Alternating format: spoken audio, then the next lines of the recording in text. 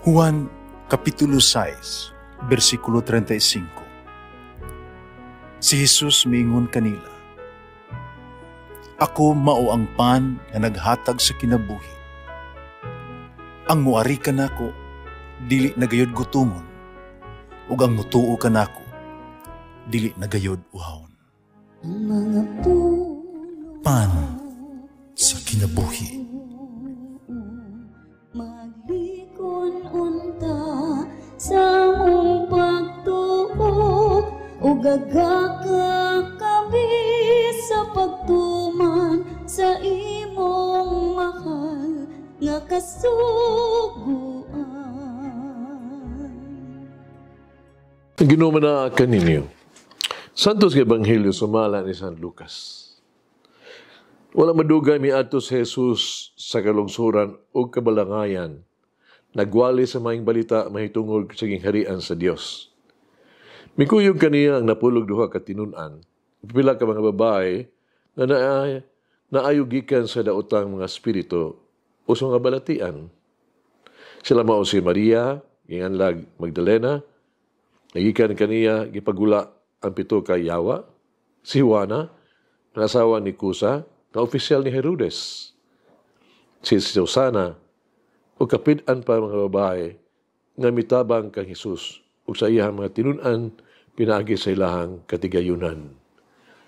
Ang Ebanghelyo sa Ginoo. Pasalamati ang Ginoo kay siya maayo, ang iyang gugma mulungtad hangtod sa kahangturan. Pasalamati ang Diyos sa tanang mga Diyos, ang iyang gugma malungtaron. Pasalamati ang Ginoo sa mga Ginoo, ang iyang gugma malungtaron.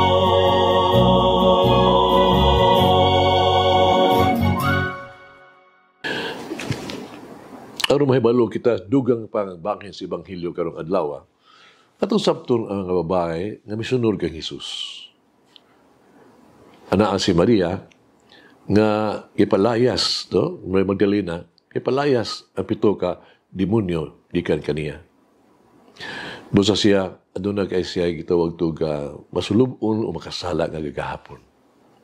Anasa si Juana, ang asawa sa paniala ni Herodes, si Kusa, ang Griego nga pulong pa mao ang Iphatapus. Busa usa siya ka pangunahong opisyal nagatiman sa pinansyal o panalapi nga interest ni Hari Herodes. Kinahanglan usab natong hinumduman nga sa kultura sa mga Hudiyo, ang usa ka babae giisip nga kaduha second class citizen. Sa mintilan sa mga Hudiyo, walay bili ang babae. Ang iyang mga pulong dili maisip nga kasaligan, labi na sa mga legal ng mga butang. Kapag din sa Ebanghelyo karong adlaw, gitugutan ni Jesus kini mga babae nga mosunod kaniya sa pagtrabaho alang kaniya. Us pagatiman sa mga panginahanglan ni Jesus ug sa iya mga tinun-an sama sa kiingon nga daghan pang naghatag kanila gikan silang katigayunan. Gitugutan ni Jesus ang mga babae sa pamati siyang pulong, pagsunod kaniya. Gidayeg ni Jesus ang ilahang dignidad, ipakita ang ilang importansya. Si Jesus na hulagway kanila na espesyal, dili mga tao nga second class nga way bili. Yang gidawat sila isip ng mga tao, isip makatabang sa iyang misyon. Sila kasaligan o bililhon alang sa iyang ministeryo. Pero kinahanglan natong maamguhan, kagitang tanan, di kinahanglan. Makahimo kita, makapaambit, o makaamot alang kang Jesus. Walay usa, kanato nga walay pulos alang kang Jesus. Ang tanan bililhon, espesyal ang tanan. O si Jesus kanunay adunay espesyal nga buluhaton alang sa matag usa kanato. Si Jesus kanunay adunay importante nga papel nga itong himuon sa iyang mga buhat sa pagtubo sa katawhan. Dili ba si Jesus nangita kanimo aron mo sunod kaniya? Dili ba si Jesus nagtawag sad kanimo sa pagtrabaho alang kaniya? Usaon nimo siya pagtubag? Musunod ba ka kaniya? May sugilanon sa Osaka, batanon kang nurse ba, nangutana siya sa doktor. Dak, unsa may alabing maayo nga tambal, nga makaayo gyud sa mga sakit. Ang doktor may tubag, nga ang labing maayo nga tambal, dili mahalon. Kinordinaryo o gyano kayo.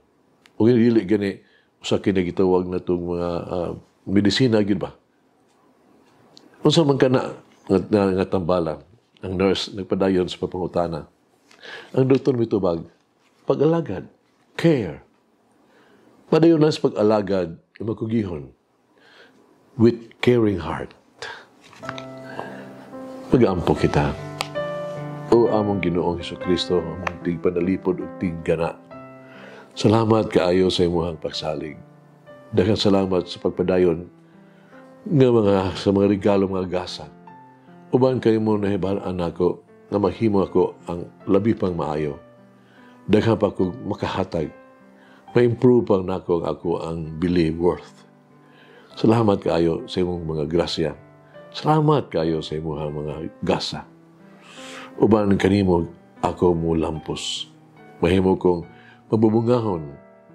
Maabot nako ang taas, makabot nako ang akong tubong.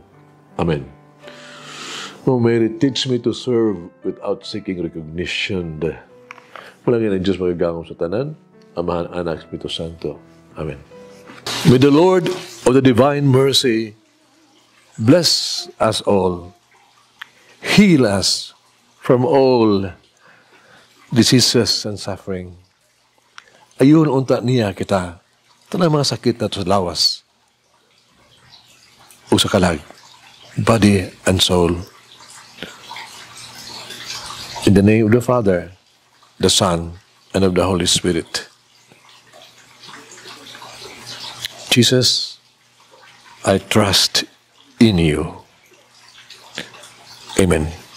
Whoever eats the bread of life will never hunger, says the Lord. Kay galaan inyong nabati ang pagpaambit ug hamubong pamalandong sa pulong sa Dios pinaagi sa tulumanon, pan sa kinabuhi nga gidumala ni Monsignor Daddy Silva. Hangtod na usab sa sunod higayon, daghang salamat.